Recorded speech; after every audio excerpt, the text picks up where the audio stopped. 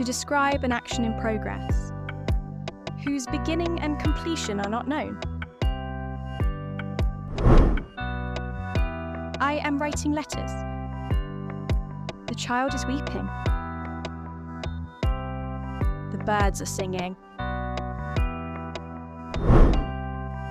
To describe an action in progress, but not necessarily at the time of speaking. I am learning driving. He is writing a book on grammar. What are you doing these days? To express action definitely planned for the near future. Words like tomorrow, next week are also used here.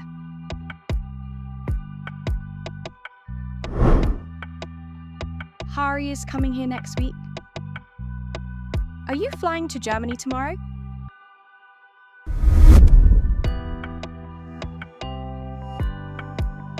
To show changes, trends, developments, progress, or a situation that is temporary or for a period of time around the present time.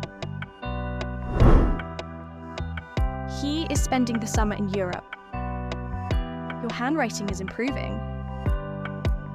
The village is changing, but it is still undisturbed. To express an action that has become a habit for doing it over and over again. It can also show a mood of irritation if we use always between the helping verb and main verb. You are always speaking loudly. This scooter is always troubling me.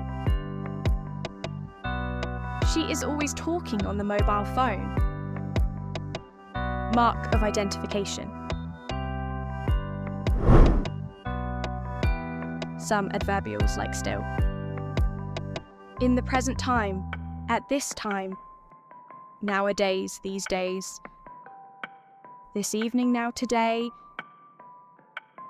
at present clearly show the sentences are in the present continuous tense form.